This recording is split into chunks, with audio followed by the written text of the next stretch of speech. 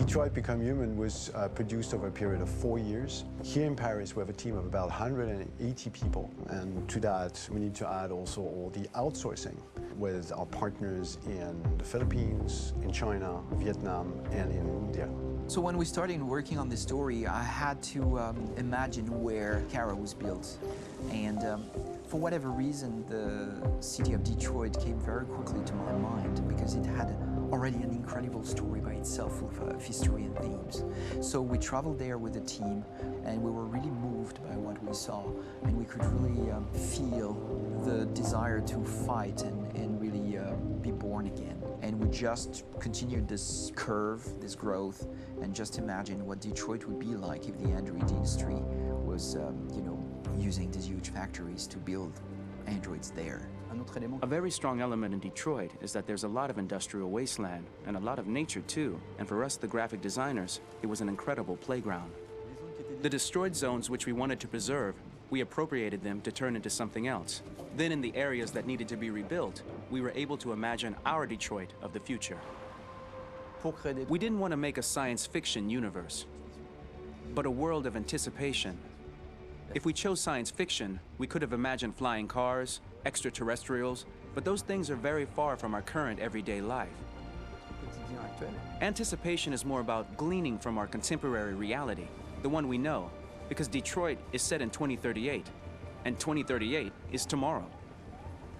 The difficulty we had was sticking to reality. That is to say, technology becoming more and more invisible, a lot more elegant, and at the same time, making it visual. So all the computer equipment, autonomous cars, we simply had to invent. They are in fact very technological objects, but at the same time remain very credible and ingrained in reality. To create a cohesive universe in the fashion and clothing of the human characters in 2038, I didn't want to put an accent on strange shapes, or really vibrant colors, and things we wouldn't know. That I wanted to keep for the androids. The goal was to create something familiar which we can identify with in this future setting. Working on the artistic direction for the androids was a bit special because this is a project about the place they could occupy in the human world. It was out of the question for them to be too beautiful or too perfect. They had to correspond to every social class, rich and poor. Inspired by everyday utilitarian clothes, I brought a modern touch by adding dynamic display surfaces, the armband we can see on the side, the triangle on the front and back, an LED. Like that, there's no confusion. Wait. You're sending an android? All right, ma'am. We need to go. You can't do that. Why aren't you sending a real person? Once we cast the actors, we travel to meet them in order to scan their faces. We record the structure of their face with the scan, and we record the colors and patches of skin with photography. Once we have this information, we will use this as a basis for modeling and creating the characters. The artist will make it more realistic, but will also enrich it. He will propose ideas which we will develop together. Finally, we will have a character with character who corresponds to the project and the world. When the actors come to Quantic Dream, we show them the design, what their image will be, and what they will look like in the game. This extra information gives them another dimension and color to connect with emotionally. It helps them think about how to play their character. Your mission. That's all you care about, huh? You should consult a professional who can help you. Beat it, you hear me? Get the hell out of here! So there are 3 types of shoots at Quantic Dream. Shooting and performance capture, where you capture the whole actor, his voice, his face, and his body.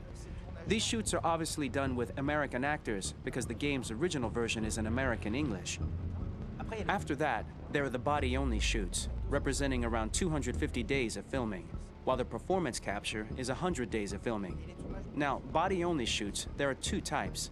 There are the action shoots and the technical shoots, which are mo-kit shoots. Mo-kit is when the player controls a character on the screen, and he moves in an environment to explore it. This is of particular importance at Quantic Dream, and therefore we shoot a lot to offer a unique context for each scene and each character.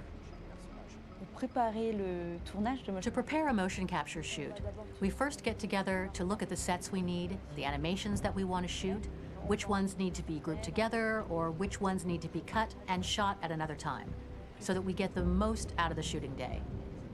This often means shooting scenes out of order, especially those with big props or accessories, like a big car, for example.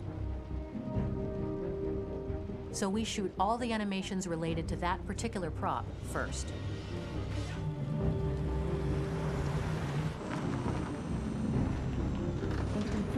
The biggest challenge for the mocap team was shooting a Spider-Man mo-kit. We had to build a wall and attach an actor to a harness with cables so we could pull him up and render him climbing. The shooting on this game took about, I would say, more than a year, maybe 1 and 2 years, with about 300 actors on set. So I would say it's quite a massive production. But so much happened on this set between the stunts and the shootings with a little girl and all these great actors that we had. It was really a very, very memorable journey for the team and for myself. Today, Detroit has over 37,000 animations. When we retrieve the motion capture data, it's just a cloud of points, which represent all the markers worn by the actors. From this cloud of points, we have a phase called retargeting, which gives us a skeleton. This skeleton will be applied to the characters of the game. There is still work to be done, but this gives us the main movements. Since we are working on something very realistic, we must recognize the actor and also recover all the emotion he expresses in his performance. We use a system of facts, an identity card for each actor. We make the actor do a whole range of facial expressions. Then we recover all the expressions and paste the animations on a puppet that Jan has prepared. I then recover and refine these poses. I might stretch the lip, reinflate a cheek, tiny details that make the finished product really capture the actor. Because of the nature of our mocap system today, when we receive the animations, we're missing eye movements, and so the character has that dead look. He really has no eyes, so then it's a big part of the work for the animators to find the regard of the actor in relation to his position, in relation to the body, etc. It was crazy when I saw the newest model for Kara, because they've been working on it and working on it, and this was the first time I literally jumped in my seat. It not only looked so much like me, it was the fact that it looked so lifelike. It wasn't that it looked just like it was a camera, it was something else, you know, but it looked alive. It's exciting, and it's kind of terrifying. Game after game, we learned the rules of optics and filming, and our goal with Detroit BecomeHuman was to have cameras that would actually emulate the optics of a real physical camera. So basically dealing with real-world imperfections was our main task, and just to make cameras look as real as we can. Once the animations are shot and processed by the animation department, integrated and polished, we film them. That is to say, we really do a mise en scène, as in cinema. The real difficulty of our job is to know if these cameras are telling us something. Are they in the emotion of the scene? Do they describe exactly what the action must convey, what must be felt? The most important challenge for me was one of the final scenes where Marcus decides to start the revolution and go to the battlefield. Very quickly, we imagined this to be a huge sequence shot. We wanted the feeling of a cameraman running behind us while showing Marcus, the androids who help him, the person shooting at us, etc. Above all, it was necessary to say to oneself, this scene is very violent but does not glorify war. On the contrary, that war is something improbable and absurd. It was really a fun challenge. The idea was to say we have 3 characters.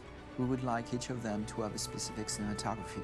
We wanted Kara to be much more filmed with some kind of handheld camera, to have something very living, very breathing. For Connor, we wanted something very cold and very perfect. And for Marcus, we wanted something epic and spectacular. So it was about the filming, but it was also about the photography. So we worked with a director of photography to give each character a different lighting, different key colors, each of them would have their own worlds. And finally, we worked with the composers, so they would create a specific sound for each character, so each would have his own world and his own style.